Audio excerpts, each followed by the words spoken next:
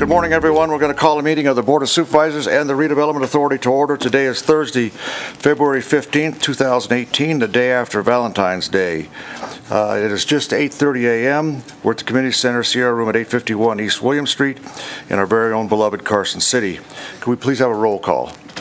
Good morning, Supervisor Aboud. Here. Supervisor Bonkowski. Supervisor Bagwell. Here. Supervisor Barrett. Here. Mayor Kroll. Here. Thank you. Could I ask everyone to please stand with me, and we'll have a moment of silence for the tragic events that happened yesterday in Broward County, California. Florida, excuse me.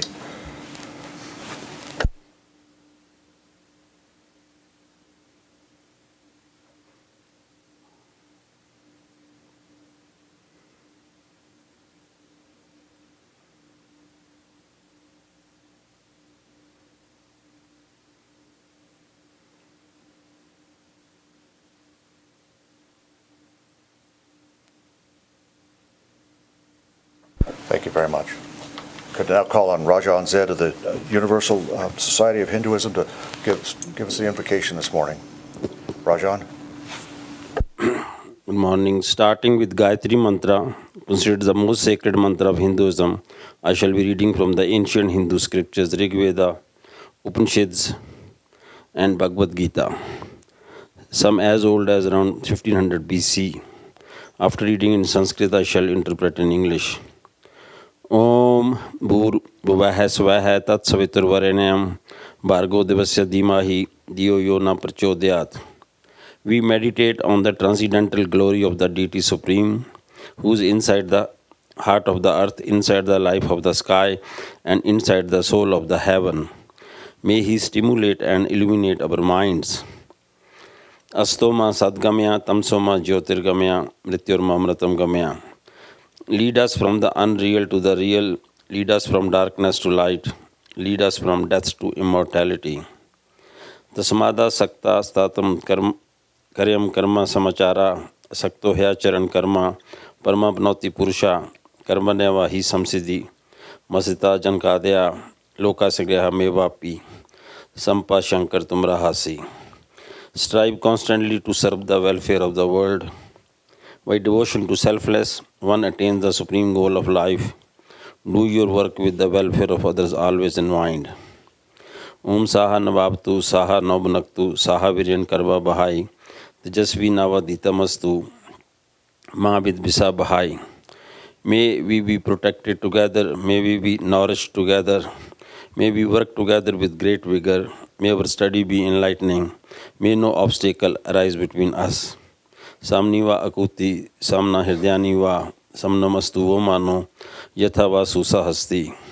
United your resolve, united your hearts, may your spirits be at one that you may long together dwell in unity and concord. Om Shanti, Shanti, Shanti. Peace, peace, peace be unto all. Om. Thank you.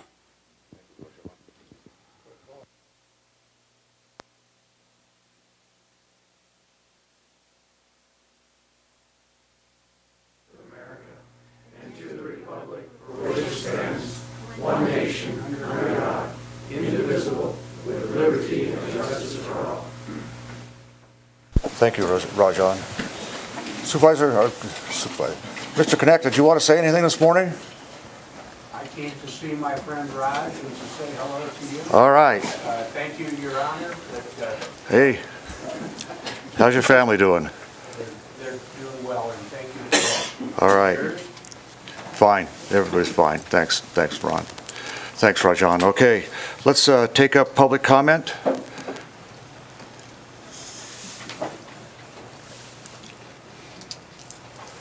Anybody on public comment this morning? I don't. Oh, no, Sue. Okay, you want to sit there? Do it from there. Good morning, Mayor, members of the board. Sue Merriweather, Clerk Recorder. I am here today to remind the board and the voters of Carson City that we will be conducting our open house for our new voting equipment with election systems and software. The open house will be held next Thursday, February 22nd, between 1 and 4 p.m. At the courthouse, 885 East Musser Street. This will give the voters of Carson City the opportunity to review and touch and feel and ask questions about the voting equipment. We'll have the same process set up that you will be voting on in the June primary election this year. So we hope that you and the voters of Carson City will come out and join us. I understand Aubrey might be making some homemade cookies for everybody. But the vendors will be there, so if anyone has any technical questions that are a little bit too much for Aubrey and I to answer, they will be there to help with the questions. But we look forward to seeing everyone there. Thank you. Thank you, Sue. You know, there's been a fair amount of discussion going on about people hacking into our system or hacking into election systems in general. And I think from what you've told me, there's nothing to hack into on this. So why don't you, in Carson City here, so why don't you just give us kind of the high level description of what's going on here for the new voting system and why it can't be hacked? Sure.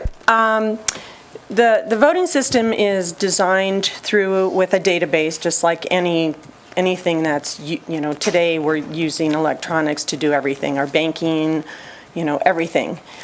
So what the vendor actually creates a database for us, but then it comes to us for us to test.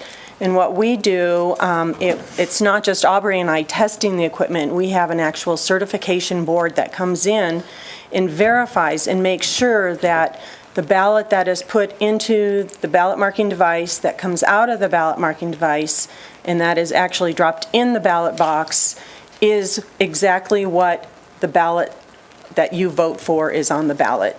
So I think having that paper ballot, this is why we chose this voting system, is that the voters, I think their confidence they'll feel so much better seeing that ballot and seeing it drop into a ballot box.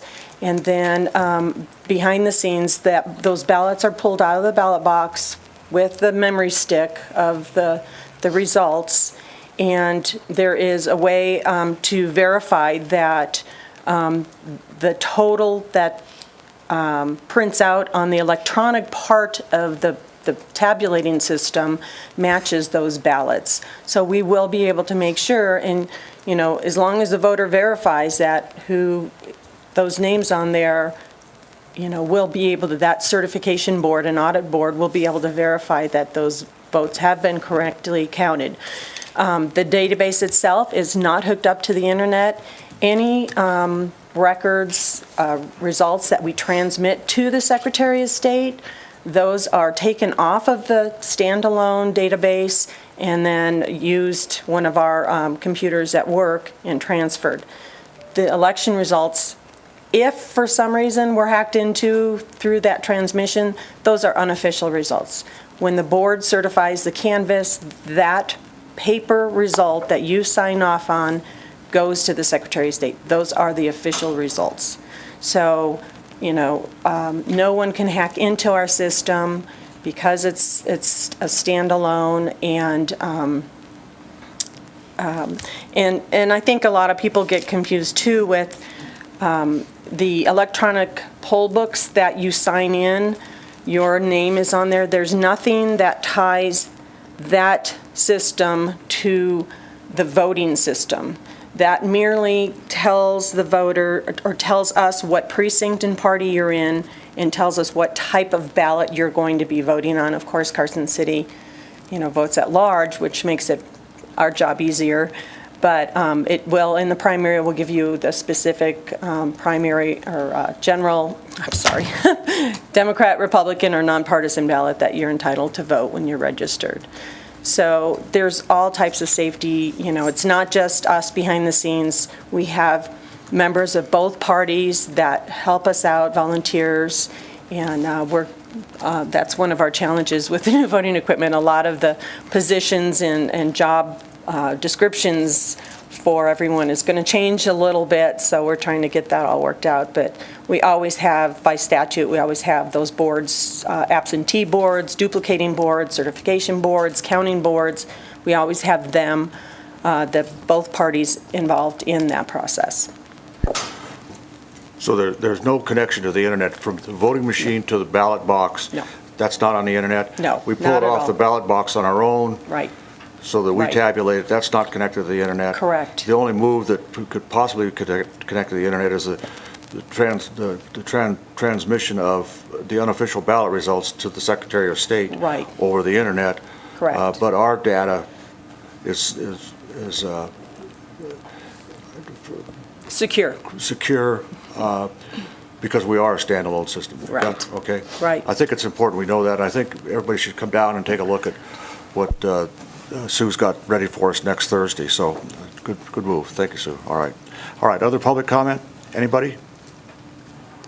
Okay, I don't see anybody. So we'll have public comment at the end of the agenda, at the beginning of redevelopment, at the end of redevelopment, and we also have public comment as we go through the agenda where it's appropriate, and it usually is. We'll now take up item number 6, the possible approval of the minutes of February 1st, 2018. Everybody had a chance to look? Motion. I move to approve the minutes of the Carson City Board of Supervisors for February 1st, 2018 as presented. There's a motion and a second on the motion. Discussion? Hearing none. All in favor signify by saying aye. Aye. Did I get to vote here? There it is. Okay, now we're voting. All right. We'll get this down. I'll get it down. All right. On the agenda, there's a little bit of egg on my face and probably the city managers as well. We're going to pull item number 17. Both of us kind of had on our minds that there was a duplication of the health agenda item, and we both thought we were going to get it fixed, and then the press of business just escaped us. So we're going to pull item 17, that's 17A and B, and we'll take up the health at another time. Yeah, I apologize for that. So, we tried our very best to make sure that we jumped through all the hoops to get it, but sometimes best laid plans of mice and men. All right, so we'll pull item 17A and 17B. Let's take up the consent agenda. Everybody had a chance to look? Anybody, member of the public, want anything pulled off the consent agenda? Board members, anything? Motions in order to approve the consent agenda as published. I move to approve the consent agenda, items 8 through 11 as published. There's a motion and a second on the motion. Discussion. Hearing none, all in favor signify by saying aye. Aye. Opposed, nay. Carried. Okay. All right. Let's now take up, Sheriff, what are you here for? Here to save you money. All right. You know what? It's a good way to start today. Yeah, that's right. That's right. All right, so tell us what's going on in item 13A for the citation write-in devices. Yeah, item Seems like a great deal to be able to get 95%. Item 13, much like the vehicle purchase that's on consent agenda, is some internal efforts to fund some items that are critically necessary for the department. This item is to accept a interlocal agreement in order for us to purchase citation writing devices for the sheriff's office. The interlocal agreement has a total of $173,196. 95% of that, including warranties and services, will be paid for by the grant, leaving a balance of $8,660 to be paid out of the undesignated fund. Seems like a pretty good move. Public comment, or anybody want to weigh in on this before we bring it to board? Supervisor Bagwell. So, Sheriff, I was wondering, since this is to write citations, would park rangers or any of the others that write citations be able to use the system? That would be up to them. This is internally for the sheriff's office. We could definitely look at that if you would like. Well, I'm just looking for, again, I don't know if it Yeah. works or not, but Yeah. they write citations too, or we're trying to have them Right. write citations. Okay, thank you.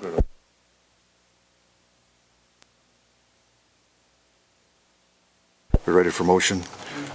Motion's in order. I move to accept the State of Nevada Department of Transportation interlocal agreement number P005-18-816 for the purchase of citation writing devices and printers in the amount of $173,196. There's a motion and a second on the motion. Discussion. Hearing none, all in favor, signify by saying aye. Aye. Opposed, nay. Carried. Okay.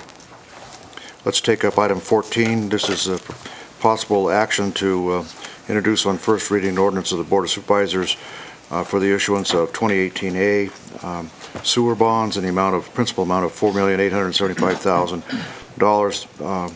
Those are for the stormwater projects that we have. Any public comment on this one? Why don't you tell us what's going on then? Go ahead. Excuse me, good morning. For the record, John Peterson with J&A Consulting Group. In front of you today is one of the last steps in the issuance process for the $4.875 million of stormwater project bonds. As you may recall, we began this process about in October of 2017 through a couple of steps that the board had taken to authorize going to the Debt Management Commission and then having a public hearing earlier this year in 2018. This is the introduction of the ordinance that would authorize the city to actually issue those bonds. Our expectation, assuming approval today, is that we would come back at the March 1st meeting for adoption of the ordinance. We would expect that the bonds would be sold about March 13th of 2018 and close around April 4th of 2018. So that's kind of the background of what we have done and what we plan to do. And maybe to get into a little bit more of the nitty-gritty, again, there's about the board has authorized $4.875 million of bonds for improvements to the stormwater system. Also requested in the briefing today is for some authorization to refinance the city's 2014 D sewer bond. If you look at that, originally that was the 2005 stormwater drainage bonds that the city issued. Just looking at this from an interest rate savings perspective, when we were preparing this material about middle of January, it looked like there were some savings. And so we included this as part of the request. And as many of you have probably noticed in the financial markets recently, interest rates have been on the upside. So today we are not seeing as great of savings, but we would still like to request the flexibility to include this as we move forward. We don't know what interest rates are going to do over the next 26 days. I'm always an optimist. I like to say that maybe they can come down.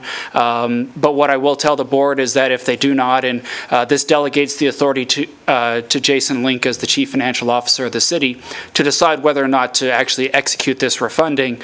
But if the savings are not material, if they are not of a benefit to the city, we would not go forward with that portion of the project, and we would only issue the bonds for the new construction. That's the real high-level analysis of this, and I'll pause here and see if there are any questions. Jason, can you tell us what you think the threshold should be for you to make that decision on whether the savings are significant enough to move forward with the refunding? The debt management policy requires, there's a certain threshold, I think it's 3% of the value there, and then it walks its way down from there. But the most aggressive position that we could take is it generating more savings than the cost of issuance? We'll take a look at it as they talked about the interest savings and things like that. There's also a consideration of whether or not a bigger bond gives us a better interest rate on the original project side of it as well. A lot of different factors will flow into it. So does that answer your question? It does, especially the part about if we can combine the two bonds to get a lower interest rate, then that would make sense. But looking at the numbers on a standalone basis, it doesn't make any sense to refund the 2014 bonds at this point on their own. That's correct, based off of the analysis that's available to us today. I'm sorry, Jason, I didn't understand the 3% part of your answer.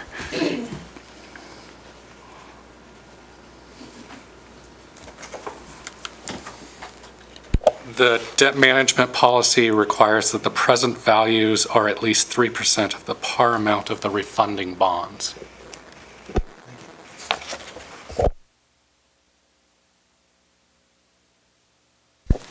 Everybody comfortable with that? Any public comment after hearing what's going on here? I don't see any. Okay. Somebody want to make a motion then? Motion's in order. Bill number? 102. I move to introduce on first reading Bill Number 102, an ordinance of the Board of Supervisors of Carson City, Nevada, providing for the issuance of general obligation limited tax sewer bonds additionally secured by pledged revenues, Series 2018A, in the principal amount not to exceed $4,875,000 for the improvement project, plus the principal amount not to exceed $3,075,000 for the refunding project, if any, in the combined aggregate principal amount not to exceed $7,950,000, and providing the form, terms, and conditions thereof and covenants related to the payment of said bonds. There's a motion and there's a second on the motion. Discussion. Hearing and seeing none, all in favor signify by saying aye. Aye. Opposed, nay. Carried. Okay, thanks. Go get a good interest rate, will you? We'll do our best. By the Thank way, you. keep the stock market moving upwards, too. Just do it all. Do it all. It's like trying to find that one-handed economist, you know, Right, it's a I tough got you. act. It's like a one-handed lawyer, you know? Okay, all right. Let's take up, we ready for 14 Bravo assumptions? You ready to go? Yeah. Thank you. You all linked up, Mr. Link? I am linked All up. right. Take us through it. Today, we're going to talk about the assumptions for the 2019 fiscal year budget, and then also hopefully have you guys approve what the property tax rate assumption will be. So I've prepared a PowerPoint presentation for you that goes over some of the assumptions that we're going to be talking about. So the general fund assessed value and property tax revenues, it's a little bit hard to see on your screen there, but the 2017 estimated property tax, or that we actually received, was about 23.3 million. And then 2018's estimated property tax is 23.7 million.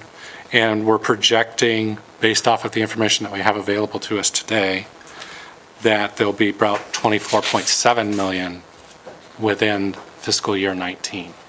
So that's based off of a projected increase of 4%. Underlying that, assessed value is projected to increase 4%. The residential cap will be in place at 3%, and commercial property will be at 4.2%, which is twice the CPI rate. So.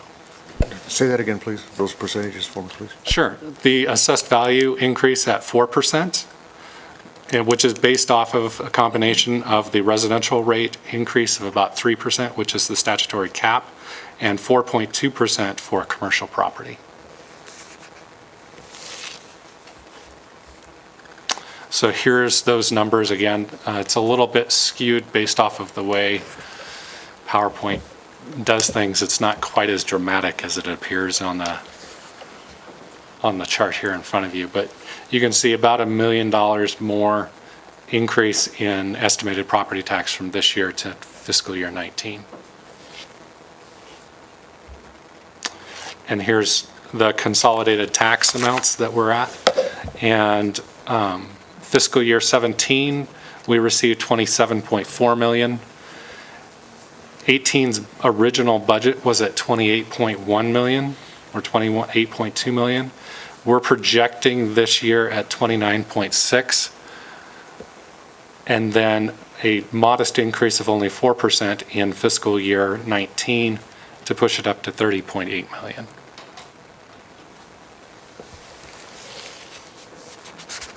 Any questions? Okay. Excuse me, I do have one. Sure. Is this projected in your analysis, and maybe you haven't gone that far, to continue the gap between the seat tax and the property tax? We used to have a three-legged stool, and now we seem to be getting a lot more from seat tax than property tax. We are receiving more in seat tax than property tax. I don't have a slide here, but generally speaking, seat tax is representing about 40% of general fund revenues now. And so, yes, we're becoming a little bit more lopsided than a three-legged stool right now. Does that answer your question? Okay. Go ahead. Okay. With that, one of the other assumptions that we're talking about is using available resources within the general fund for capital expenditures and potentially recommending some operating expenditure increases for different programs. So what we've done is we've estimated what revenues and expenditures will be for the next 5 years through here. And if you take our recommendation, what the percentage of the ending fund balance would be remaining at the end of each fiscal year. Obviously, if you tweak that and take more in an earlier year, that reduces the available funding in the following years to be able to spend on these things. So based off of recommendations from the city manager, we've recommended streamlining the capital to about $3 million and then a modest increase in operating expenditures. Any questions, discussion? Just a question in general, so available for, the math just for the public doesn't add going across Correct. there. So available for expenditure of $6 million, but only $500,000 in operating and then $3 million in capital, and the differential is because we're building the ending fund balance. The differential is you'll see that the percentage is decreasing in the estimated ending fund balance. That's because the operating expenditures, the normal operating expenditures of the general Eat it fund up. are increasing faster than what we're taking. So you're seeing the general fund balance work its way down. So part of the $6 million, so the recommended operating is additional operating, not the normal Correct. Rate of increase that occurs. Right. Again, based I just off think of it's important everyone union contracts understand. and everything else that's Right. going on in the general fund. Right. Thank you. This would be additional expenditures on top of everything that we're doing today. Yeah, the way I read this, though, I understand what you're saying, but to me, I look at this and say that the percentage of estimating fund balance is decreasing, not because our operating expenses are increasing, but because in these recommendations, we have sustained $3 million a year of capital reinvestment. So if we had, that's basically an undesignated amount at this point that we can adjust up or down. So if we wanted to increase the ending fund balance, we adjust the amount of capital that we reinvest. Correct. Right. Or reduce the operating. Yeah, correct. Yeah.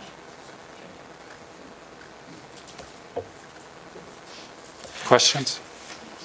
Anything else? Okay. I don't see any up here, but, those ending fund balance percentages are fairly amazing. I mean, given where, we were several years ago. Pretty interesting. Okay, public comment? Anybody want to weigh in on this one here? Anybody? All right. I think, Jason, does that complete yours there? The rest of it's calendar information. I'm welcome to go through it if you would like. Or Why don't you, sorry. I think you should, so people Sure. see it again, please. Sure. This is, we're going to talk about the calendar for preparing the budget and the hearings that are coming up related to the budget presentation. So today, February 15th, we're talking about the budget assumptions. The next agenda item will be the cost allocation plan. Today, hopefully you'll designate how much in property tax, the rate that you want us to communicate, which will be due next week to Department of Taxation. So looking for guidance related to that. We will get the base budget projections out to the departments next week. And then also next week, the departments are meeting to talk about the CIP projects that will come back before you for recommendation. In March, departments will have their budgets back to finance. On the 9th, we'll have an internal finance committee meeting talking about any supplemental budgets to the recommendations from finance or corrections. We will have our third open house on the 26th. And then in April, on the 5th, the board will approve the tentative budget and any supplemental requests for capital and different projects related to that. On the 16th, the tentative budget is due to the Department of Taxation. And on the 17th, we'll start adding all of the supplemental budgets that you approved for capital and different things like that to the budget. And then on May 21st, the final budget will come back before you for approval. And I will note that that 21st meeting is a special meeting. It's outside of your normal calendar. And that's due to the statutory requirements of when that meeting has to take place. What's your recommendation on setting the property tax rate assumption for the budget? Based off of conversations that I've had with the city manager, we're recommending that you maintain the same rate that was adopted for fiscal year 18. For the overall county rate, equivalent at $3.57. I just wanted to add that the reason that we have to have a special meeting is because the meeting has to be held between the 21st and the 31st, within 10 days of when it's due to taxation. And normally, the last few years, or I don't know if it was just the last year, that our meeting happened to fall in that time period. And this year, it doesn't, so that's why we have to have a special meeting.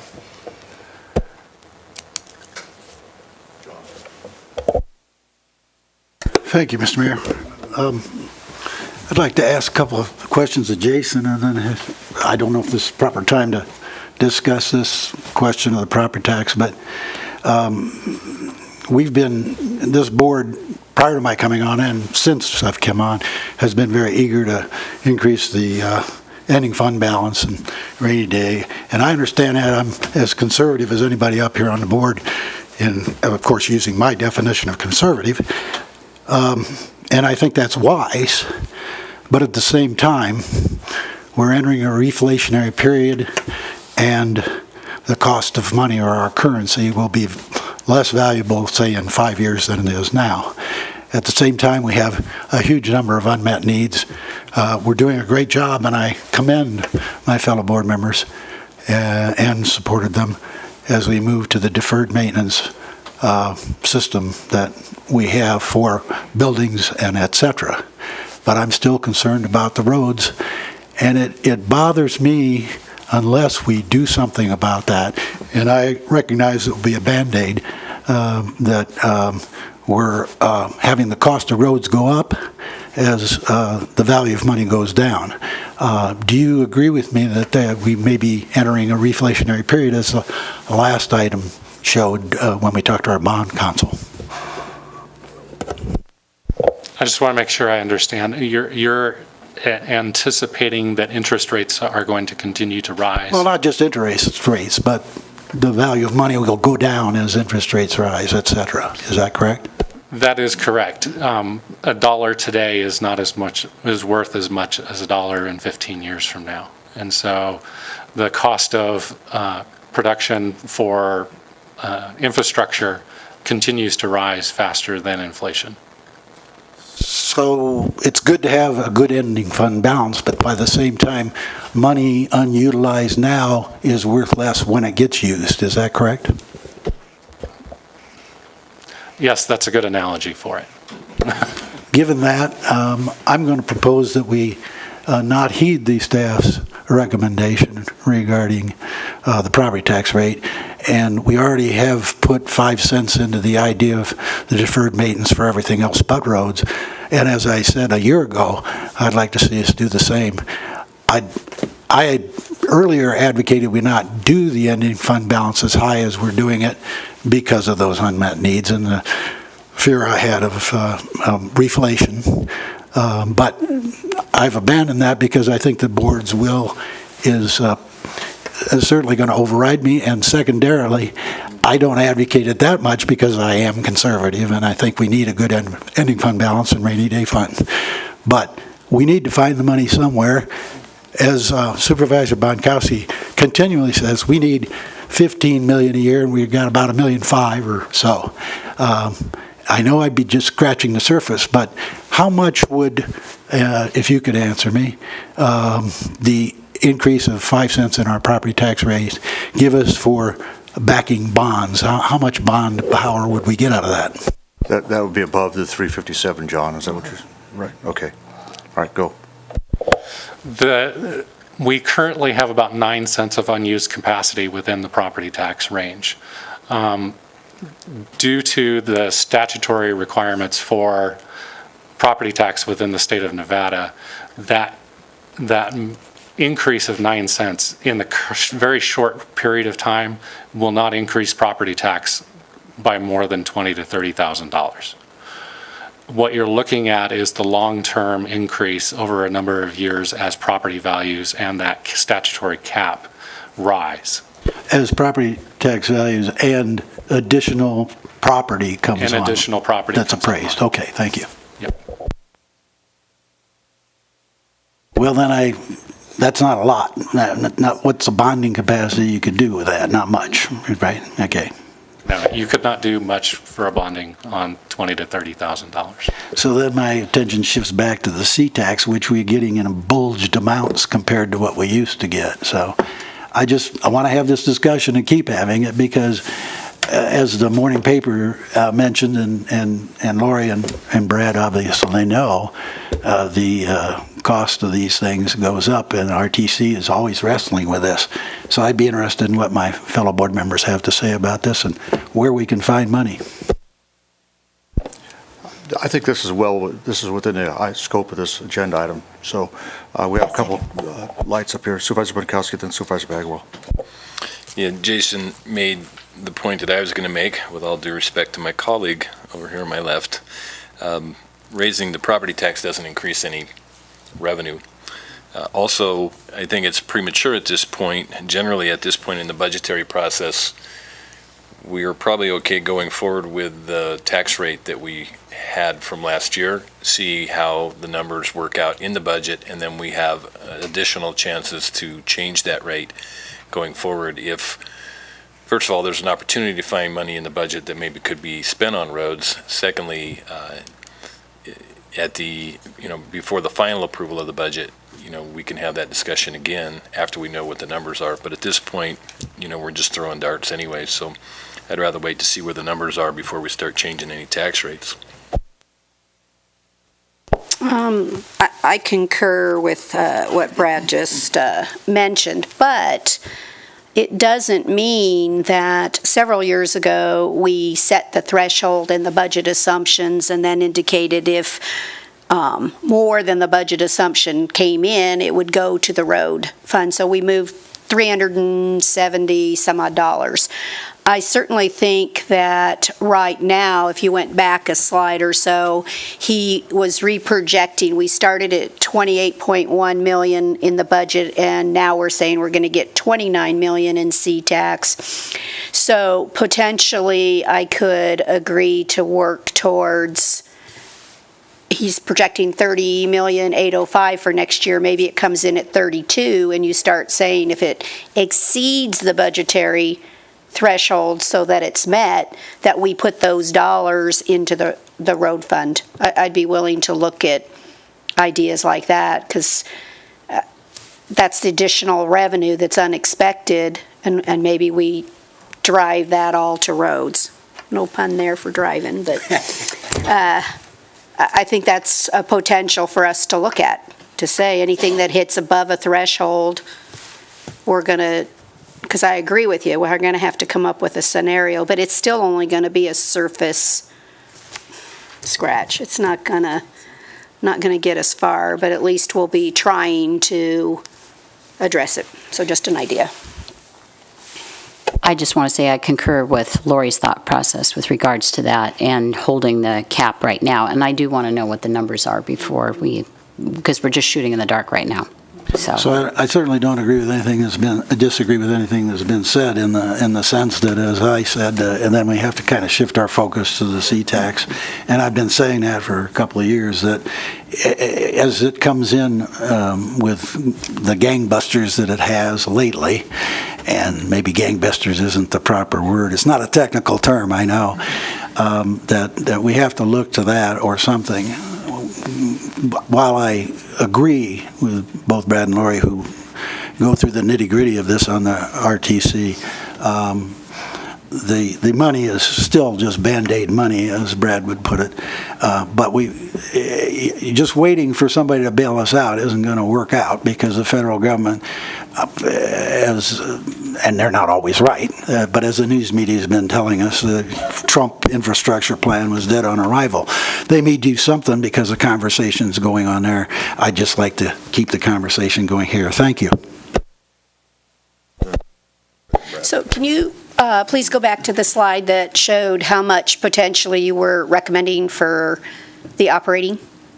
Okay, so looking at that right now, based on numbers that you're seeing, you're anticipating 500,000 would be available for what technically we call like supplementals, right, which would adjust someone's operating budget. So are you looking for that's not a lot of money. So is that the new position dollars or new activity that someone might need, like a new contract, right? Is that what that That's what it's 500,000? designed for, is for those supplemental requests. So are you looking for thoughts now on things that we see as the board for? You're free to express your opinion. So I'm going to make one just because I want to really get something it's not a lot of money, but I really want us to consider adding an attorney to the district attorney's office. I think we've all been sending a lot of workload to the DA's office and maybe unfairly have a lot of high expectations to get product from them without giving them the resource to meet that. So I'd like us to consider putting another attorney in the DA's office as one of our options. And I would like to consider, cooperative extension has not gotten an increase in a long time, and weed abatement is a huge issue in our community. And that is a service that they can provide. They're not asking for a lot, but it's enough to allow that service to expand our weed abatement program. So I'd just like to put that forward as well. Here comes Johnny Spoiler. I'm right behind you, I think. When we start having conversations about roads, and I appreciate your tenacity, John, when it comes down to spending capital dollars, if we can put a roof on a building and get 20 or 30 years worth of use out of something, I'm going to go for that every time over spending $300,000 filling potholes and filling cracks, which at the end of the day doesn't extend the life of the roads. It's more of a feel-good, it's going to make the road look better. It isn't going to extend the life of the road, and that always concerns me. I think that we need to be very aggressive on looking for actual solutions to this. I think that you'll see some proposals coming from the RTC over the next several months that will help with that. It won't be a solution, but it'll be a step in the right direction. And then, there's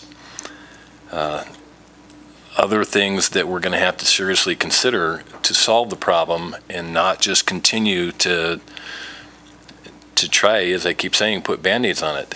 We don't get any benefit from that other than maybe some voters will look at that road and say, wow, that looks better. They must be doing something right, when the truth is that it isn't working. So that's my 2 cents worth. No disagreement with that analysis. We do have to find another way. I just don't want them to continue to kill my shock absorbers. Thank you. Well, I think it's an interesting discussion because, as you recall, I think the Nissan dealer is still coming. Is that right? Correct, Mr. Mayor. In fact, his property is, I don't know if he's closed yet, but if not, it's in escrow. Yeah, and I'd made a recommendation, at least for discussion purposes, that we take, part of that, that incremental amount to go to roads. And I do that because I think, cars, that's car sales and cars use the roads. And I think that, good tax policy, it's generally says there should be a nexus between the tax that you're levying and the items that it's designed to finance. And that's why I think we've done gas tax all over these years, nationally and locally here. And so, and I'm a little concerned that, if even on the proposal I suggested, that we're using general fund money to take care of a problem that's really been addressed or thought to be addressed through the users of that facility, the users of roads. But I think it's an interesting discussion to have, and I sometimes wonder, if we go too far down that road of using general fund, where does that end? I mean, and I guess, and I think, we've discussed here about how, what kind of revenue, a property tax, if we set the rate higher, what that would generate. I just have some concerns about that, but if the RTC, God bless them, if they're coming back with some ideas on how to address the issue, and John, I commend you for keeping, ringing the bell all the time, because it's something where, we're going to have to address it. Otherwise, at some point in time, we're going to be digging up roads and grinding them up and paving over. I mean, and just rolling them out. So I think it's something we have to keep on the agenda. But for this particular agenda item today, I think the prudent move is to leave it at 357 and then kind of keep these in mind as we go through the actual budget and see what the numbers show. So that's my. Well, again, I don't disagree with what you're saying. I thank you for your bell-ringing endorsement. But at the same time, as I look at the situation, we haven't had an increase in the gasoline tax in over 2 decades here and about 3 decades at the national level. And this just can't continue. I don't know where we get the money, and I don't want to take it out of general fund any more than anybody else does. But I just want to keep looking. So, good. Thank you for letting us have this discussion. Well, I think it's a great discussion. I mean, we've got to have these things. And sometimes, anytime you're talking about taxes or things like this, they're not easy discussions. So, all right. City Manager, your light went on.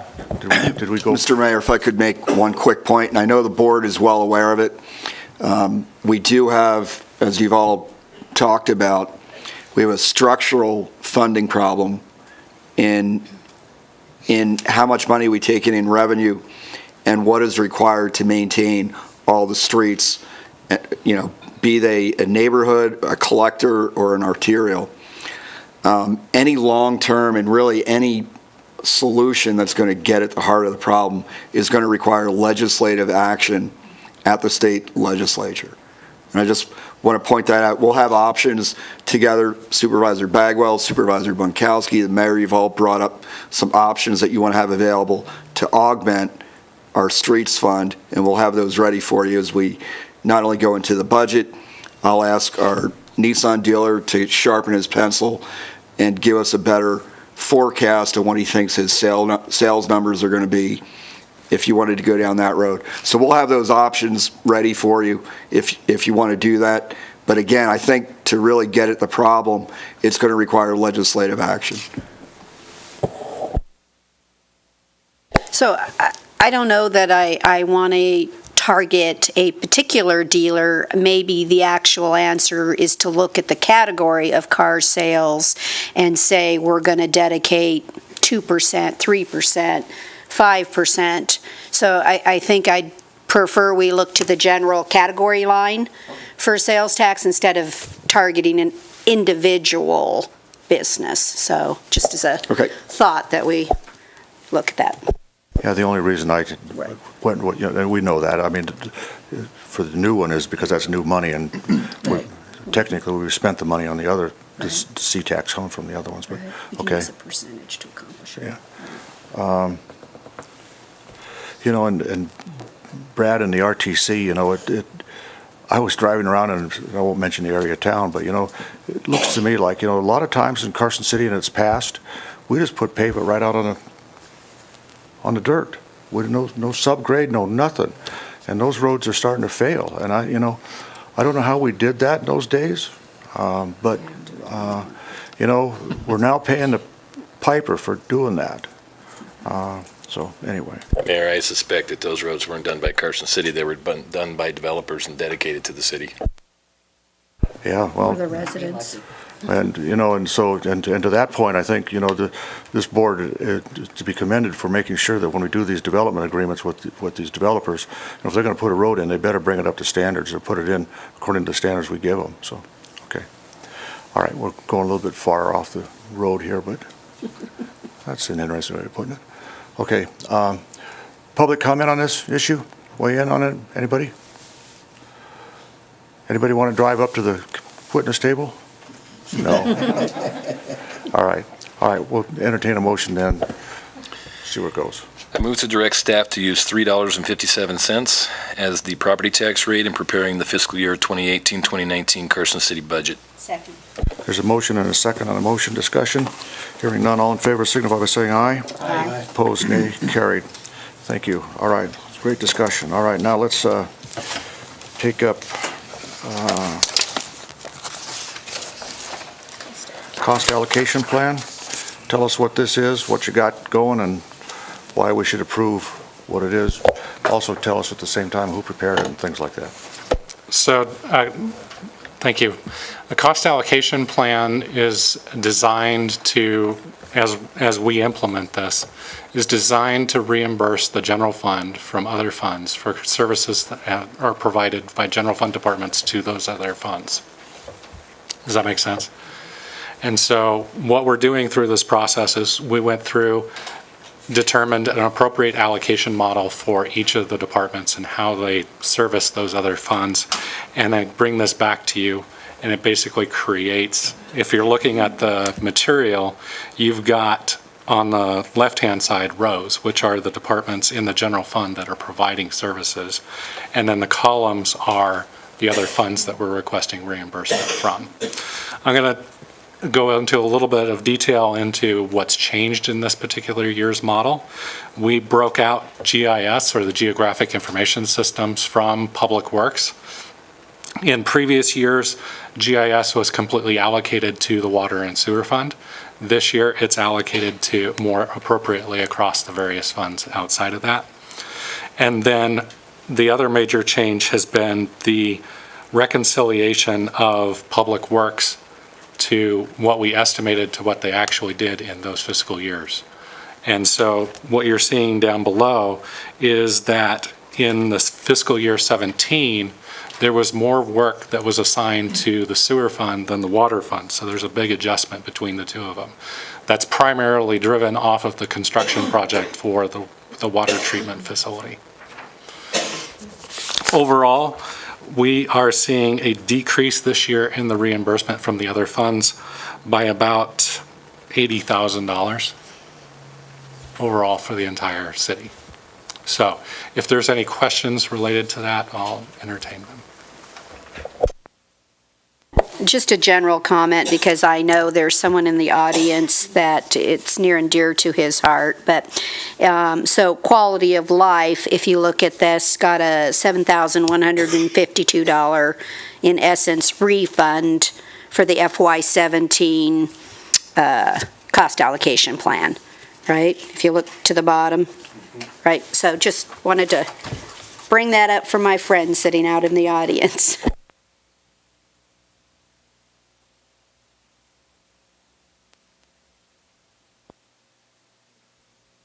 Jason, the comment, and it relates to what Lori said, the city manager's office was removed from the quality of life. I was surprised that it was even there, because years ago, I've been on this board long enough to remember the furor of having the city manager's office be a cost that was allocated to open space. So I don't understand why we had to make the effort to remove it yet again.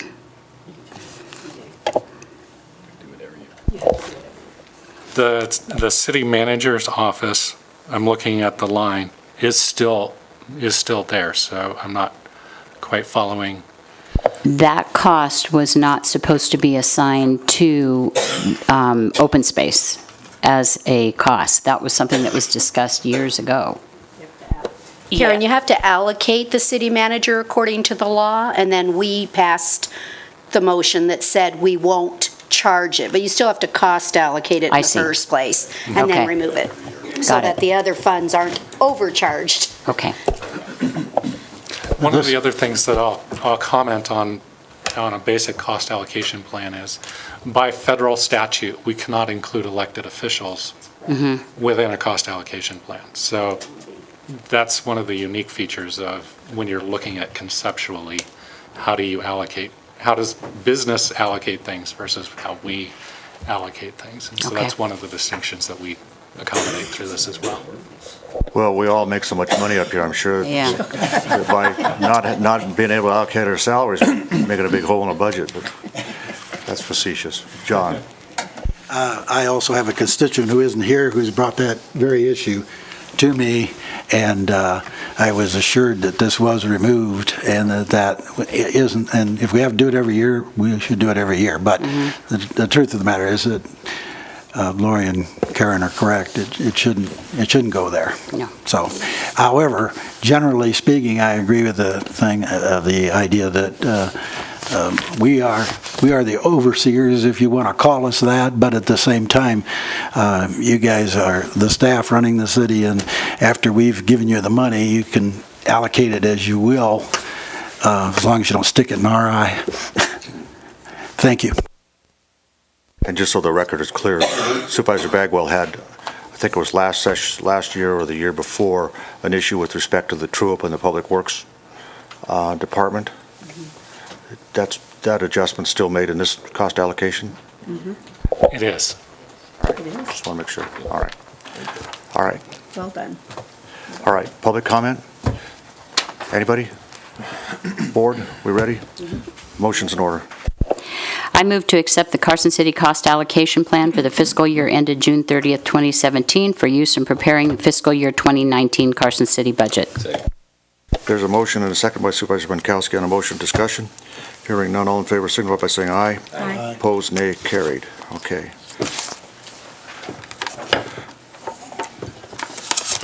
Too many pieces of paper up here. Okay.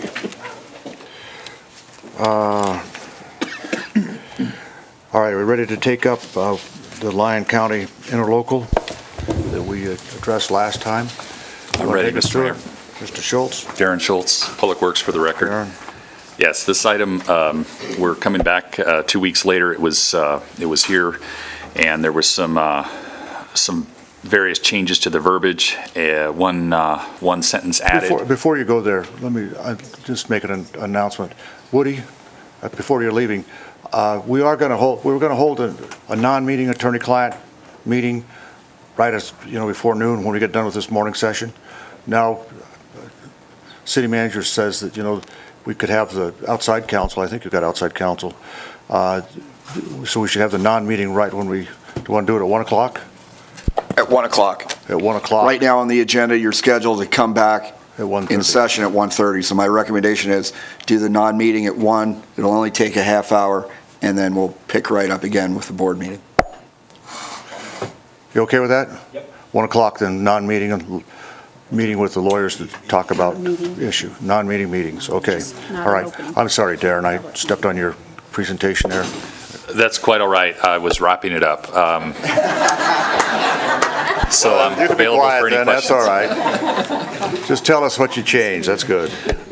Yeah, there was some concern from a number of the supervisors on making sure that the agreement, that we weren't sending water one way or the other to be used specifically for development, and so a sentence was added in there to make sure that is not, I'm not allowed to do that, and that concludes the modification that was made. Everybody see the change? We okay with that? Public comment? All right, so if we do this, if we could approve here today, it goes back to Lyon County. They shouldn't have any problem with this. No, in concept, the staff that I work with in Lyon County was okay with the changes that we were suggesting, so it would go to their commissioners meeting following up. One thing that was brought up was the amount of attachments to this, all 300 pages of it, and I believe there's some discussion on that, whether or not that decree needed to be included just for backup information, and be open to discuss that or wherever that needs to go. So, are we going to include the Carson River decree? Full Alpine decree, the whole thing? That was the direction I had received about a month ago, and so I attached it to it. It's about 300 pages, and then I've just been aware that there's been some discussion of whether or not it needs to be included, so I'm leaving it up to you.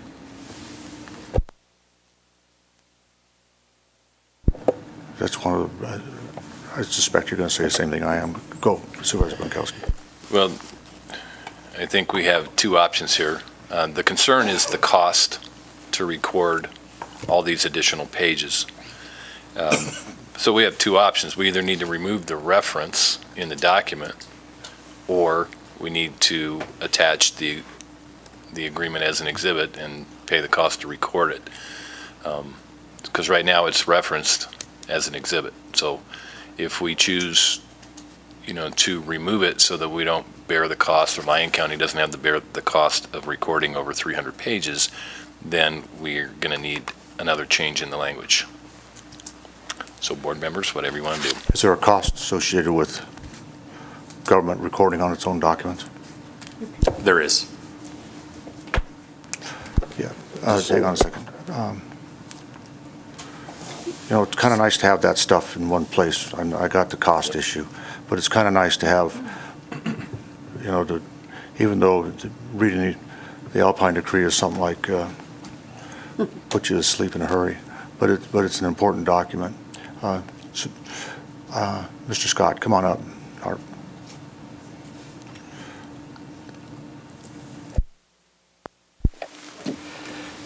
Thank you, Mr. Mayor. Members of the Board of Supervisors, Bruce Scott, Water Rights Consultant for Carson City.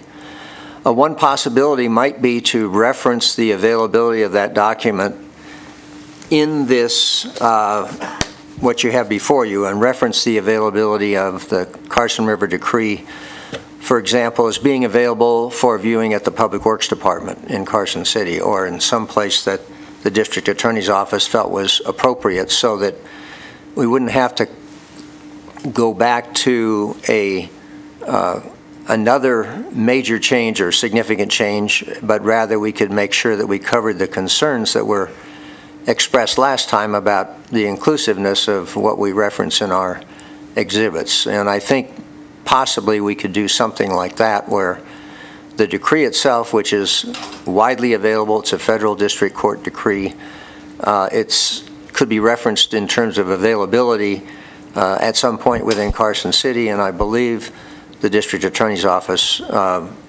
would be comfortable with some way of doing that. Yeah, I mean, I guess, I get the cost idea. I don't know what,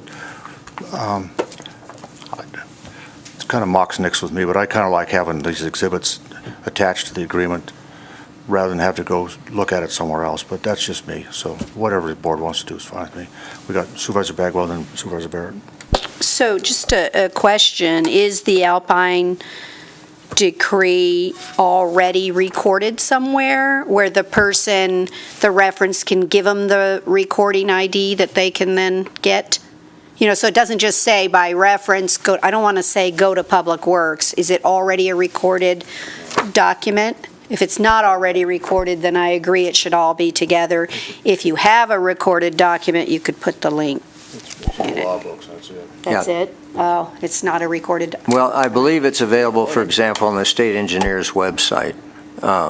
There would be places that it is available that I think could be referenced. The only other thing that came to my mind in this is it represents a significant change from a Lyon County perspective as far as what we are sending back to them for their approval and recording, simply the volume of the text, not the changes. How much are we talking about? I mean, are we talking $200 versus $500? Oh, I don't know the cost. It's just, the Carson River Decree is... So like a quarter a page? So what are we doing then if we leave it attached?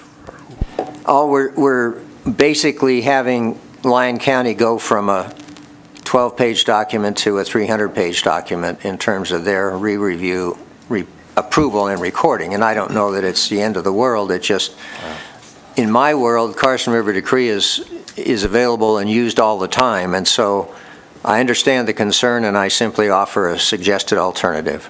All right, Brad.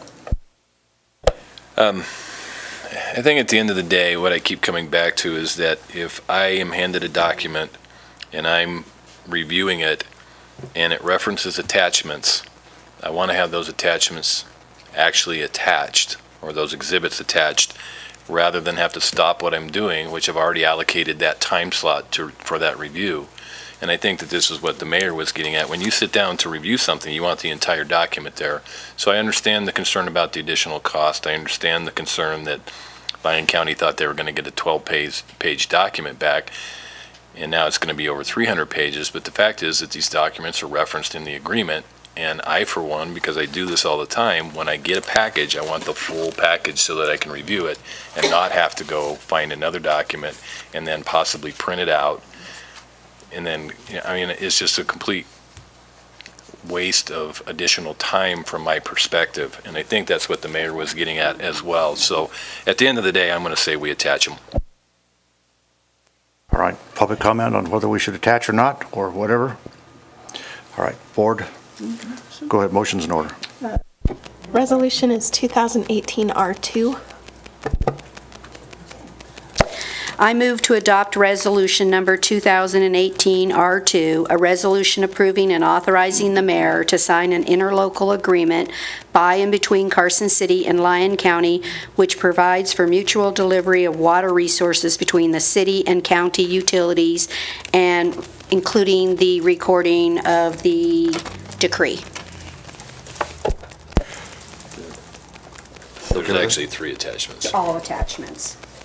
Second. There's a motion and a second on the motion. Discussion. Hearing none, all in favor signify by saying aye. Aye. No? Seeing none?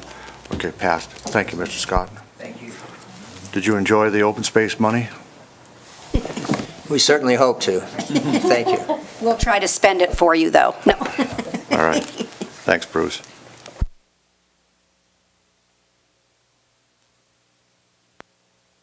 All right. Downtown, Curry Street. Who's going to start off? 15B. Huh? 15B. 15B. All right, yeah, I'm jumping ahead. I've got on my brain here. Okay, 15. Easement for The easement, yeah. Good morning. For the record, Stephanie Hicks, Real Property Manager. The Public Works Department received a request from the property owner at 301 South Nevada Street for use of approximately 893 square feet of city property that's located at 202 South Curry Street. That property is currently occupied with a public parking lot. The reason for their request is that in the events of last year, our flood events that occurred in January and February, the storm drainage system on South Nevada Street reached its capacity. And so the flows from their property were unable to enter into the storm drain system, and that backed up on their property and actually eventually to reach their building. So their request is to use that square footage and obtain an easement from the city so that they can construct a valley gutter, and that will transport the flows across the property to South Nevada Street. We have considered the NRS requirements, and we do feel that it meets both NRS 244-281 and NRS 244-278. In regards that it is in the best interest of the city, they will be providing an alternate route for the stormwater runoff, and that's at no additional cost to the city, which will ultimately assist their property but also protect our parking lot as well.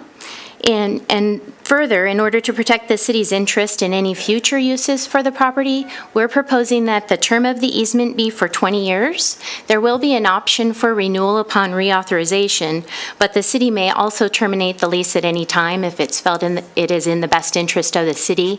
We will give them 12 months to remove and relocate their infrastructure. We're not, by doing this, we're not creating a downstream problem, are we? No, Mr. Mayor. The drainage in that area is really, the intention is to make its way to Curry Street where there will be capacity to enter the storm drain system. So this is just allowing that flow to get to where it needs to be. All right, Supervisor Barrett, John. Yeah, I don't see them in the audience, but the people who are involved in this? They like this 20-year, they agree to that? Audience? Yeah, oh, I'm sorry, yeah. Put my glasses on. Yeah, anyway, they agree to the 20 years? Yes, for the record, they have indicated yes. All right. Public comment, anybody? All right. Motion's in order. Supervisor Bonkowski. I move to approve and authorize the mayor to sign a temporary easement deed by the city to Sierra Nevada Association of Realtors, Inc. for construction of drainage improvements on property owned by the city, APN 003-114-06, as it will be in the best interest of Carson City and will realign flood control facilities pursuant to NRS 244.281 and NRS 244.276. There's a motion and a second on the motion. Discussion. Hearing none, all in favor, signify by saying aye. Aye. Opposed, nay. Carried unanimous. Thank you very much. And thank you for your help on solving the drainage issue out there, folks. It's good. Do we want to take a break now or wait till we get on the next agenda item? What's the board's? Huh? All right, we got some time. We're moving pretty quick and we put 17 off, so we'll be in recess for 5 or 10 minutes. Get set up, get your thoughts in order. Okay.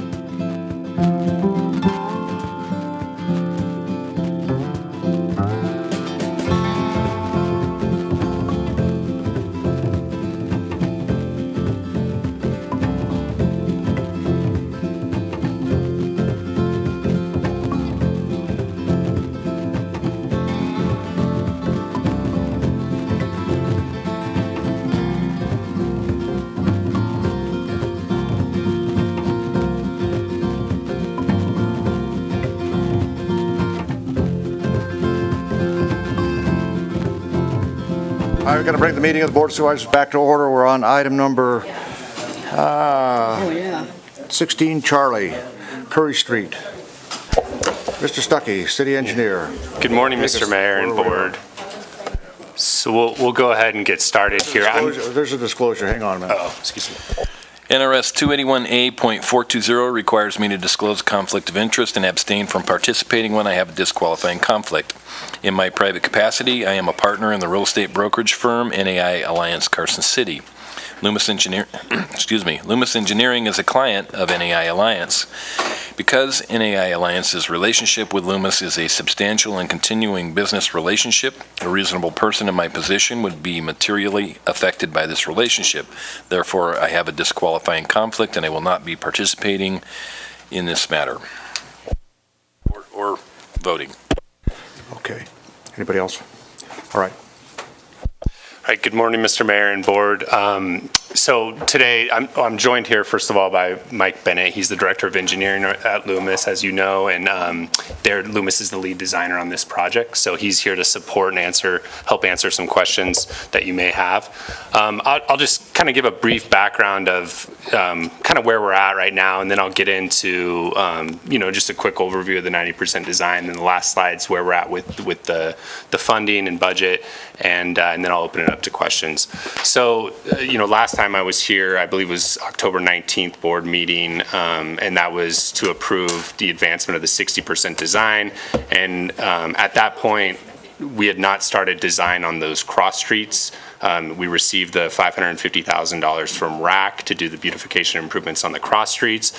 So since that board approval, then we, scoped out a contract with Loomis, and we've been moving really fast with the design.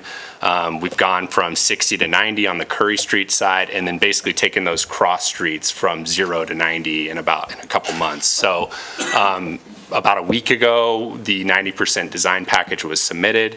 And so really the next 3 weeks we'll be working on finalizing that design and moving it forward to final, and then anticipating starting construction by the end of April. So that's a little background of where we've been and kind of where we're going with this project. So I guess I just want to highlight, this is a nice illustrative map here of the Curry improvements, and it shows the cross streets as well. And I just kind of wanted to highlight a couple features.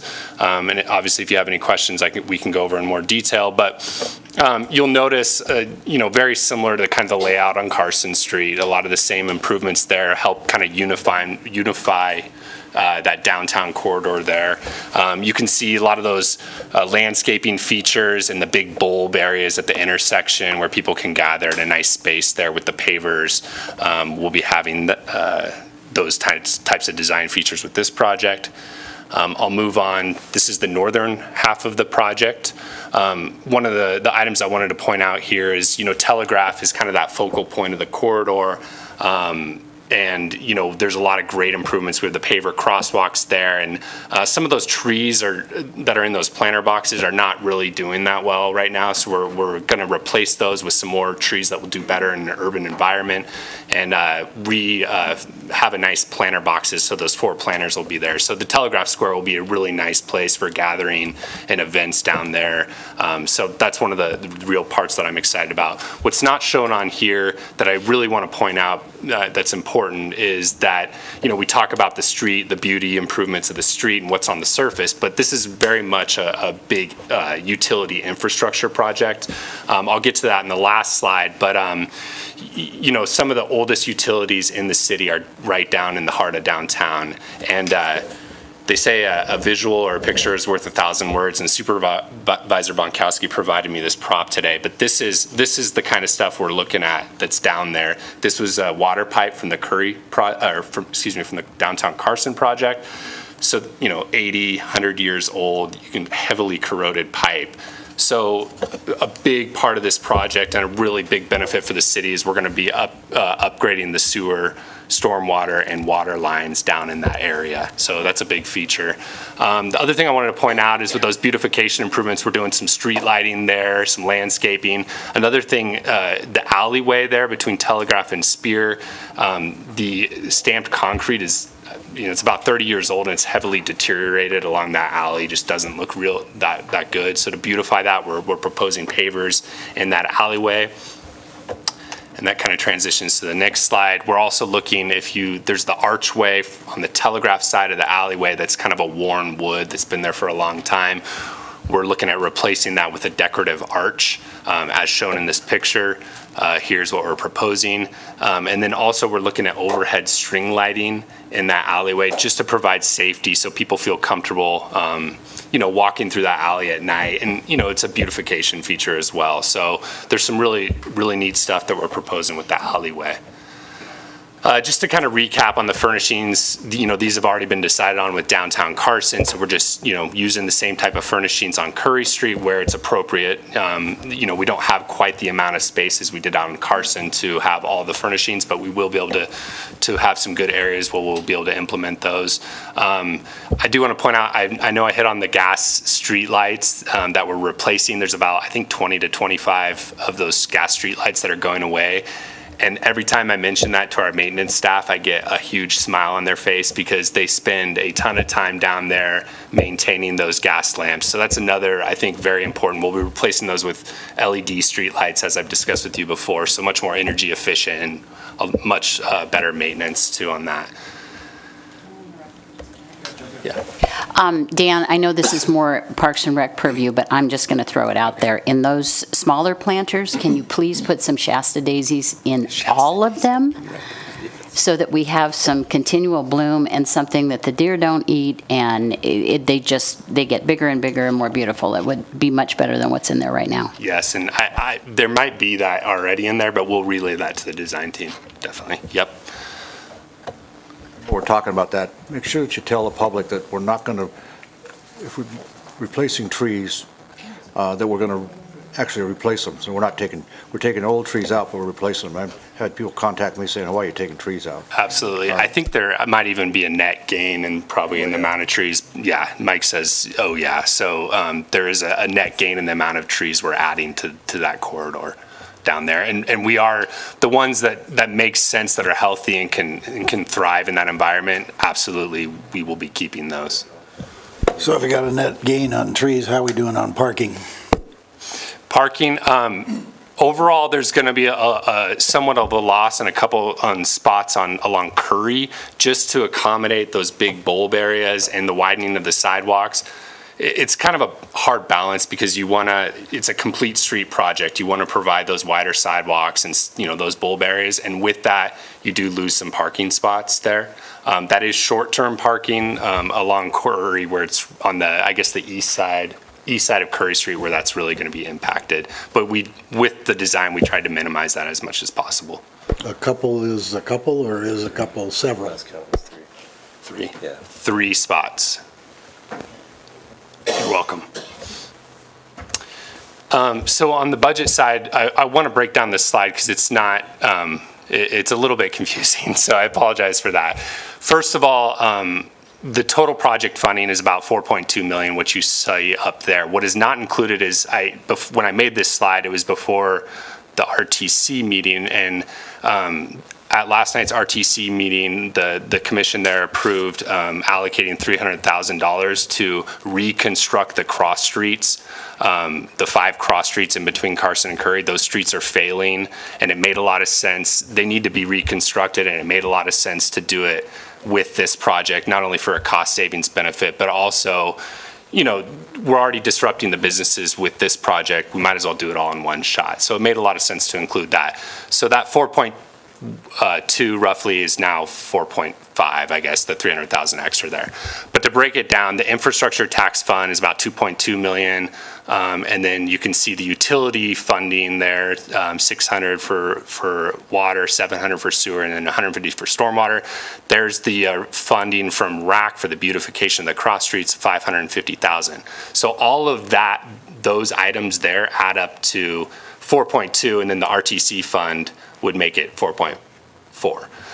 Now, taking that, when you subtract out the costs for planning and design, so $309,000, and I put a percentage there just to give you roughly the cost of that item relative to the overall funding. So about 8% goes to planning and design. Construction management, material testing, inspection, that's about 3%. Permitting costs are roughly 1%. So when you subtract all that out, it leaves the 3.75 million essentially available for construction, which again is now 4.05 million, I guess, now, with the including of the RTC funds. So that's what we have available for construction. The 90% construction cost estimate, when you compare the available for construction and the estimate, we're right in that range of what's available and what's the project's cost. Supervisor Barrett on the October 19th meeting wanted to point out of that construction cost, what is street improvements and what is utility improvements, to make the point that this is very much a utility project as well as a pretty face, I guess, is you could put it. So as you can see, roughly a third of that overall cost is going to the utilities. So a significant investment there, and that leaves about $2.5 million left over for surface improvements. I did want to talk a little bit about our public outreach component that we're doing here. Rachel Snyder, who's in the crowd today with IT, has done a great job. We're trying to push out a lot of the updates through the Carson Proud website. She's done an excellent job of updating the website, so we're all up to date on. We have a nice Curry update and a designated page for Curry, and we'll be pushing up more updates periodically for that. We're actually doing a filming session later today, which will be posted. That's also getting pushed out to social media, so we're hitting all of that, the different avenues that we have there. We also met with the Downtown Business Association a couple weeks ago now, gave them an update on the project. We also have March 22nd, the evening, I think 6 p.m., we are planning an event over at the Sheriff's Complex, the Ormsby Conference Room there, and at that we'll have the contractor with us, the design team and myself, and we'll be able to talk, construction specifics and get the public there to ask questions, and particularly the business owners that are down in that area. So that'll be a great way to get the word out and a great opportunity to, get feedback on that. What did the DBA, Downtown Business Association, do they have any thoughts on this design? Yeah, I mean, they're mostly, they want to know, at that meeting, we talked about the design, and maybe I didn't do a good enough job of kind of advertising what that meeting was going to be, because I think they wanted more construction details of that meeting, but we're just not at that point yet. So that's why the March 22nd meeting was there. So a lot of them are, obviously concerned about, when are you going to construct in front of my business? How long are you going to be in front of my business? How are you going to allow access to the business owners? One refreshing thing about that is the contractor Q&D. They are very familiar with, they did the downtown Carson project. They're familiar with, again, what worked well and what didn't with that project, and they've received a lot of feedback. I know since some of the business owners share the Carson and Curry, both sides of the street, the design team, Q&D, and the city, they're familiar with those people already and kind of know what they expect during construction. So, with the DBA, that was the main concern. But once that March 22nd meeting, a lot of those more details will get pushed out on that. They're okay with the design? Yeah. I think they're overall, I thought there was good feedback on the design. They're excited. It was actually good to hear, because one of the first parts of the meeting I asked, how they like the construction of Carson Street, and I would say, the people that spoke up were very supportive of what went on with Carson Street, and they're excited to apply kind of that same type of, construction design to Curry Street too. So overall, it was favorable, definitely. Were they okay keeping it one way in certain areas? There was some. Were they okay keeping it one way in certain areas? Yeah, there was some comments on why didn't you guys make this, a two-way street?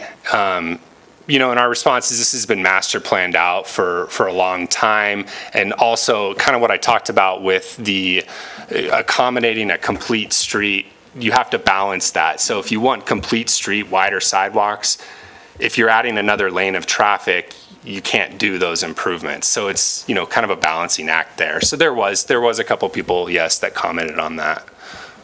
Thank you. You're welcome.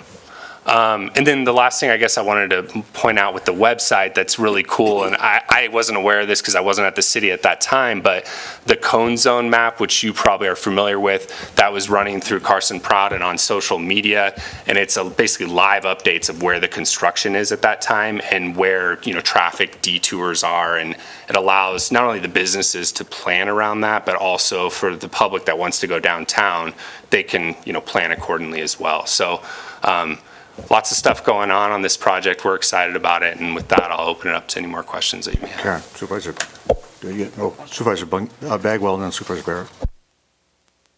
And so just to disclose, one of the things last night at RTC that we discussed was they're also going to just double check all of the visual ability for the vehicles to make turns because of where the trees are and where the sidewalk setbacks are. So they're just going to double check that we have the proper visibility, because you don't want the car to, it's supposed to stop at the first line and then have to creep up and go. And so they'll double check that too. So just to disclose, we talked about that last night. Thank you. First of all, I want to congratulate you on going on the side streets from 0 to 90. You must have been driving a Tesla. Secondarily, that's a really good report. Thank you. It covered everything. You're welcome. Okay. Doesn't hurt to be compared to a Tesla. Because John owns one of those ludicrous speed Teslas, right, John? A little slower. A little slower? Okay, all right. Public comment, anybody want to weigh in on where we are? Board, we ready? Motion's in order. I move to authorize staff to advance the 90% design of the downtown Curry Streetscape Improvement Project and direct staff to complete the design. There's a motion, second on the motion, discussion. Hearing none, all in favor signify by saying aye. Aye. Opposed, nay. Carried. Okay. One abstention. One abstention, sorry. Got it. Thank you. Supervisor Budkowski abstained. All right, let's take up item 16. Tattoo parlor. Go ahead.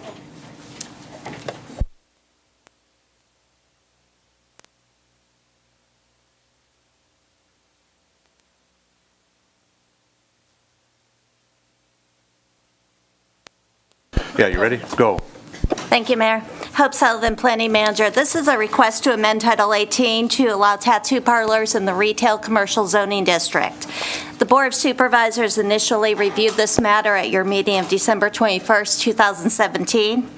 During that meeting, you requested that we return the item to the Planning Commission with a zoning map and with 3 questions. 1, should a tattoo parlor be a conditional use in the retail commercial? 2, is it advisable to have separation requirements between tattoo parlors? And 3, is it advisable to have separation requirements between tattoo parlors and other uses such as schools or parks? The Planning Commission reviewed these 3 questions at its meeting of January 31st, 2018. In advance of the Planning Commission meeting, I did reach out to the Sheriff's Office a second time, and it indicated it did not have a preference regarding an allowed use versus a conditional use, and it did not have a preference concerning separation requirements. At the Planning Commission, the discussion included observations that other, this is probably the wrong word, but adult-oriented businesses, but businesses that are geared towards adults, like pawn shops and bars, are not subject to separation requirements. The Planning Commission didn't know what the basis would be for determining a separation requirement, and it felt that tattoo parlors were essentially mainstream businesses and should be allowed uses. Since the Planning Commission meeting and in advance of this meeting, I did visit a tattoo parlor so that I would personally, I didn't get a tattoo, but I went to see how the operation, what it looked like, kind of what the functions were, the operations, to better educate myself. I met with Zach Mueller, who was at your last meeting, whose shop is over on Corbett, and he explained to me a small tattoo takes about 20 minutes And he said, large one, 25 years. I also discussed this use with staff from the health department to determine if they had any observations as an enforcement agency regarding things that we should be aware of in considering this text amendment. And the health department indicated that they did not have any problems with the tattoo parlors that are currently in the city. The Planning Commission is recommending the ordinance that would make the tattoo parlor an allowed use in the retail commercial zoning district. Therefore, it would also be an allowed use in the general commercial, limited industrial, and general industrial. Currently, it's a conditional use in limited industrial and allowed in general industrial. We have noticed this meeting today so that the Board of Supervisors, in considering the introduction of this ordinance, can introduce an ordinance that would make a tattoo parlor a conditional use in the retail commercial. So we've noticed it to give you that level of flexibility. I will point out that Jason Meindl, who's the applicant for this text amendment, is present, and he would like to address the board. Having said that, just so the board is aware, in anticipation that you may seek it to be a conditional use, Mr. Meindl has already filled out the application for the special use permit. You'll recall at your December meeting, you waived all fees associated with that in anticipation that might be the case. So with that, I'm happy to answer questions. Thank you. We have questions of planning staff. Anybody? Okay. Want to say anything? Is it Jason?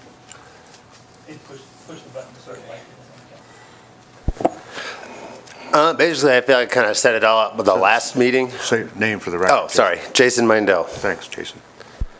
But I think either way, whether it went retail commercial, like you're talking about, or it was a special use permit, I'd be happy with either outcome. As if it was retail commercial, like Zach brought up at the last meeting, you might see a little bit of a outburst at first of tattoo shops, but any geographic area can only support so many. So eventually, the ones that are less popular will go away, and then you'll be left with just the meat and potatoes of the best ones, which, is the desired effect of any business line. And then with a special use permit, I like that idea also because it allows someone in my position where there's really no reason other than the classification that it couldn't be done in my shop, the ability to at least have their case heard. So I would be happy with either outcome. Okay.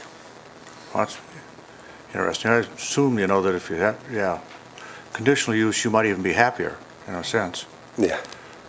Because you could take care of your competition. Yeah, but at the same I didn't mean time, to say it like that, but that's what it's all about. Yeah, okay. I got it, Jason. That's fine. I have a hunch that you're going to be okay one way or the other from this board. Yes. All right. All right. Board members? Yeah, I'd like to weigh in. I understand our planning commission voted the way it voted. Did they vote unanimously the way they did? Yeah, No. Oh, that's right. I thought, There was I one checked it. who did not support the That's what I motion. thought, yeah. And personally, I still think conditional use is the way we want to go. Brad? I agree. So just a general comment. I think earlier today I made a statement that I was looking to add someone to the district attorney's office, and this is a perfect example for me about the rewrites and the necessity to do some work in Title 18, because I'm not sure this is the only business that we should have conditional uses on, but this certainly brings that to light to be able to help us proactively so that the businesses in the community know what to expect. So I really think it should be conditional so that we can look to setbacks from schools and things of those natures. It's not to stop the business, it's to surround it with the proper regulation. So, Brad. Right, Lori, you bring up a good point, which is the separation question that we had. There's not only a separation from public facilities or schools or churches that should be looked at, but also between businesses. So, for Hope or Lee, would that be a process that would be handled just at the special use permit level, or would you be looking for staff direction from us to implement those restrictions, in which case we would need to have a discussion on what those space requirements would be. So the first part of your question was, can it be addressed through special use permit? In general, yes. However, it's a little bit difficult because there's not, without a specific number, what is the right findings to make? What is too close versus not too close? It becomes a little subjective. If it gets to that point that there are too many in a single area, we could start to revisit the code at that time. But I think the discussion really is, what is the likelihood of them clustering somewhere? I think, as the applicant has stated, that's not a good business model. I think where that happens is in a downtown area that's conducive to that kind of clustering, but we're not, let me be clear, we're not allowing it in our downtown area in Carson City. So you're along the commercial corridors. So clustering is not a likely outcome, we don't believe, for this type of business. That could end up not being the case, and it could be addressed. So we're recommending going forward without the separation requirements and see how it plays out. And again, I think we would need direction as to the basis of a separation requirement. And I should note too, we've talked about schools, so we're talking only about commercial zoning designations. And really, from the elementary schools, there's not any, that doesn't show up anywhere. We have the high school that's really centrally located, and the commercial corridor goes nearby that. But other than that, that's kind of the only, that's really the only school that would be affected by some separation requirement. If it's 300 feet, those businesses may be right there. But other than that, that is not in particular a big issue that we see. Anybody else in the public want to weigh in? Here's a question for you, just off the wall question. Once you get a tattoo, can you ever get it removed? Actually, you can. It's a lot more painful than getting it put on. But they have a laser process that actually disrupts the cells that hold the ink, and it kind of bubbles all the ink molecules to the top. It takes a few sittings, but yeah, they can remove tattoos like they were never there in the first place. And as the technology has progressed, the scarring afterwards is now like completely minimal. You can't see anything. As to where it used to be, instead of having, say, a black panther on your arm, you'd have a really light white one because there would be scar tissue, and now you don't see anything. I'm sorry, but I'm fascinated. So Hope, I know you told us you didn't get your tattoo, but I didn't really believe you, so you could have it taken. I thought you were going to get yours removed. This is terrible. My wife will shoot me, but I'm actually thinking about something, something to do with an anchor, Navy. Maybe I'll beat Marines on her, something like that. I'll just wear my short sleeves and show it to the city manager all day long. Make sure he knows who's boss. All right. Anybody? All right, I think I hear this saying that we want to leave it a conditional use, and I think that as part of the conditional use, we ought to say, that make sure that this gentleman leaves here with the understanding that he's going to be able to open business as soon as possible. Yeah, in anticipation of that you might go in the direction of a conditional use, the applicant has already submitted the application for a special use permit, and depending on your vote today, may be considered at the Planning Commission meeting this month. Okay with that? Yep, that sounds good to me. All right. Board, motion's in order. I move to introduce on first reading Bill number 103. Second. An ordinance amending Title 18 of the Carson City Municipal Code to include tattoo parlors as a conditional use in the retail commercial use district. There's a motion, a second. Everybody can know what the motion is. Any further discussion? Hearing none, all in favor signify by saying aye. Aye. Opposed, nay. Carried. Okay. Thank you very much, Jason. Good luck to you. All right.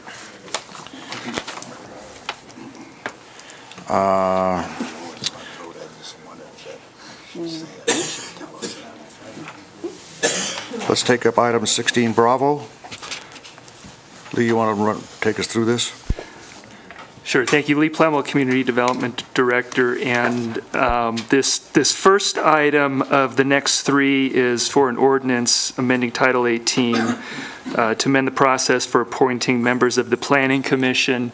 The item after that is to amend the Board of Supervisors, boards, committees, commissions, policies and procedures, to amend the process by which those appointments, and then the commensurate Planning Commission bylaws amendment will be the third item, so that they're all consistent with the.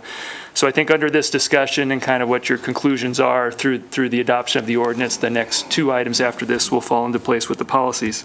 So the direction that we came away with was to develop a process and write the codes whereby the 5 Board of Supervisors would get to recommend an individual for appointment to the Planning Commission.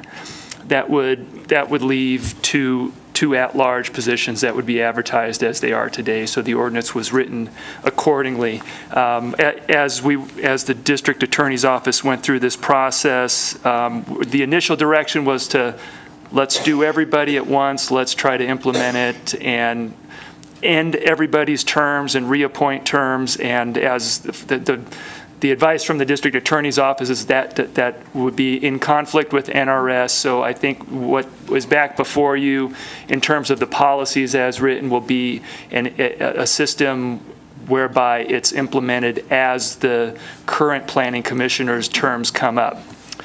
That works fairly well in coinciding with the Board of Supervisors elections, except when it comes to the next election in 2020 that result in new terms starting in 2021. There are two commissioner terms that come up, but 3 elected officials, one of which is the mayor. So in kind of trying to figure out how to split the baby in this case, I defer. I mean, I just take my name out of it. So there's alternatives in there, and I think so what we can do so that everything works well, if the mayor defers his recommendation and that position remains at large, then we would just keep those 3 at-large positions, and the 4 supervisors would have recommendations when their new terms start. And I actually like the second recommendation in the board packet, which would be not for the mayor to abstain, but for him to defer his appointment until the following year, the year following the election, which would then have 5 appointees and 2 at-large positions. That would be my preference. And then just a note, under the ordinance itself, under item 4 on page 1, we need to add the word "her" in the first line, so it reads: a term of each member is 4 years or until his or her successor. Item 4 on the ordinance, which is page 1.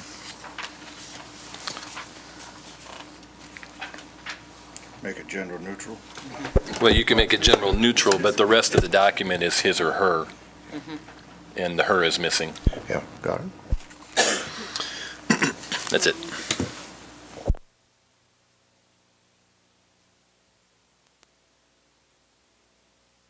And I would note in that decision, Supervisor Bonkowski just mentioned between the mayor deferring to the year later or not having it is not a decision you need to make in the ordinance. So that doesn't change the ordinance, but it'll be in the next item under the policies where that change will be made. All right, well, and if this passes, I intend to make that deferral. All right. Public comment? Anybody? Motion's in order. Supervisor Bonkowski, you want to try? I move to introduce on first reading Bill Number 104, an ordinance relating to zoning, amending Title 18 of the Carson City Municipal Code, Chapter 18.02, Administrative Provisions, Section 18.02.010, Planning Commission, to amend the process of appointing members to the Carson City Planning Commission and making various technical and structural changes to the existing provisions of Section 18.02.010 with the one typographical correction noted. There's a motion and a second on the motion. Discussion. Hearing none, all in favor signify by saying aye. Aye. Opposed, nay. Carried. Okay. Let's take up the next item. 16, Charlie. The next item is to amend the Board of Supervisors, Boards, Committees, and Commissions policies and procedures to add a section related to the appointment of the planning commissioners, which would be different than the existing policies for other advisory boards, as we've discussed with the prior item. So with your recommendation on this one, I think it's pretty clear under the proposed motion. If you read it, will, with the alternative that the mayor will not recommend individuals for the appointment of the commission, is what the mayor has suggested as you read this motion.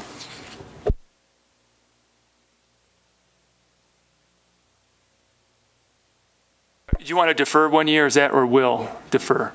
Defer. Will recommend individuals for appointment in the year after. Well, what happens if I just, I'm out, but if I defer for 1 year, then that allows the next mayor to make an appointment after that. So defer. But we're not taking it away from the mayor, the but we're decision. also not hindering the ability for everybody to participate That's right. in that. All right, so let's defer it for 1 year. Right. So it's the second option on the, right, the second. Well, no, I think, going back to that, in this staff report, I think I have the alternatives there. I think it's number 1, the mayor recommends an individual for the commission in the year after he or she takes office. And of course... one at the top, 2 on the chart. Right. Take it back. Yeah, 1 on your recommendation, but the second chart. Yeah. Yes. Okay, we okay with that? All right. Public comment? Don't see any. Motion's in order. Somebody want to make a motion? You got the duty today on the motions, man.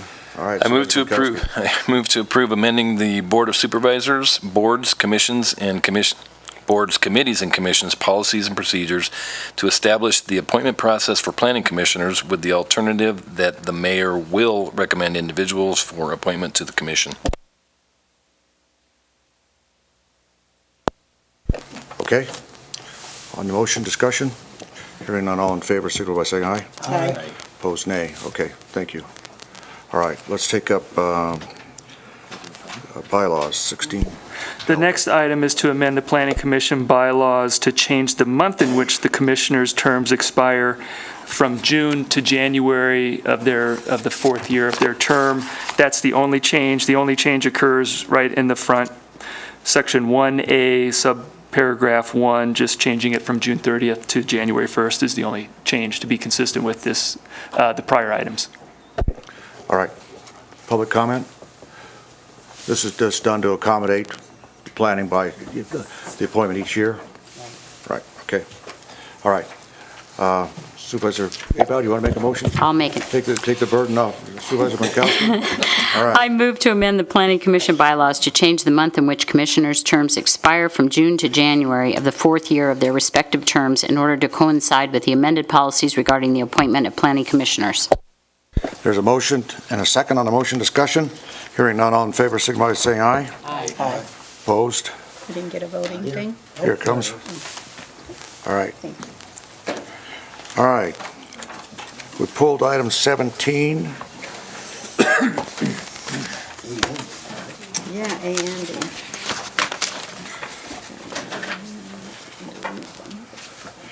17A and B. Okay, so we'll now take up item 18. Board of Supervisors non-agenda items. Anybody want to weigh in? First, Supervisor Abel, go. I just want to mention that the Flower Basket sponsorship program is ending the end of this month, and we have 7 more baskets in need of sponsoring.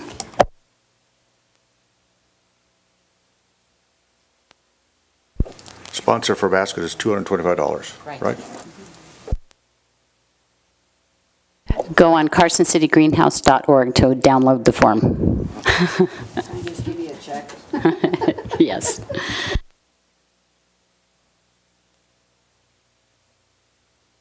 So as a future agenda item, may we please have a report on what is the status on the downtown bike rack project?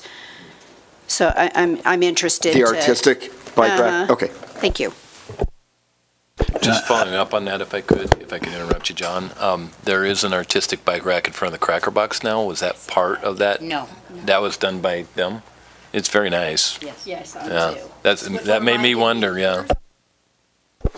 That's a nice segue to what I wanted to say. My daughter came to visit. Her mother lives in Reno, and I live in Carson City, and she came down with their family, and my wife and I went out to Hot Springs on that nice hot day we had a week or so ago. And then she came to visit me on her way back to Hot Springs, Arkansas, and she said, I could never live in Reno again. She grew up in Reno and Fernley, but she said, I could live in Carson City. She probably won't because her business is in Hot Springs, but by the same token, she really liked the downtown. She really liked everything going on, and she asked me if we had a lot of things going on in this town. I said, we do now. So just a kudo from a visitor who is observant. Okay, a couple things from me. One, last night I was the honorary reviewing officer for the NJROTC pass and review ceremony at the high school, and I'm here to tell you those kids, those cadets, I'll call them cadets, were superb. The gymnasium was packed, and we've got a bunch of real special kids there. And speaking of the Navy, we also had active duty Army or active duty Marines and Navy there yesterday. Speaking of the Navy, there is going to be a Navy Week in Reno and Carson City, June 17th through June. Right, the week of June 18th through I think the 24th. Right. And sometimes, in the Navy, we do fleet weeks, at different ports around.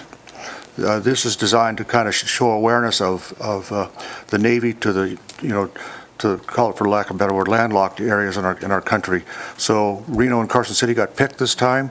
So there'll be Navy events going on that entire week between here and Reno. A couple of things they're looking at is they'll have parachute jumpers jump into the Reno Rodeo to start off, and then we're thinking if there's a way where we can integrate them in, make them start ask them to start a little day earlier. We could integrate it into the Epic Rides folks. They'll have a Navy band here they'll be playing. The Chamber's already inked in on that one, as well as I think the Brewery Arts Center is already there. So they're out doing their due diligence, but it'll be a good week of having fun. And if anybody has an event that you think could benefit by having the Navy, come and show up at it, let either me or the city manager know, and we'll see if we can get that to happen. So that's that. And there was one other thing I was going to mention. There'll be the Vietnam Traveling Wall Memorial will be in Douglas County, June 1 I don't know the location, but it'll be there. They'll be publicized before we get there, but it'll be June 1. It'll be coming, the Traveling Wall will be coming back, and it'll be, this time it'll be in Douglas County as opposed to Carson City. Okay? Anything else? Lots of military stuff this morning. All right. If there's nothing else, then we'll stay. We can do public comment, and then we can retire, right? Okay. All right. Concluding public comment, anybody? I don't see any. Then are we ready to adjourn? And then when we come back, we'll take up the Board Redevelopment Authority. All right. 1 o'clock for 1 o'clock. legal meeting. So, yeah, let me make sure we say that again so everybody reads. We're going to adjourn the Board of Supervisors now, so we're not coming back as the Board of Supervisors.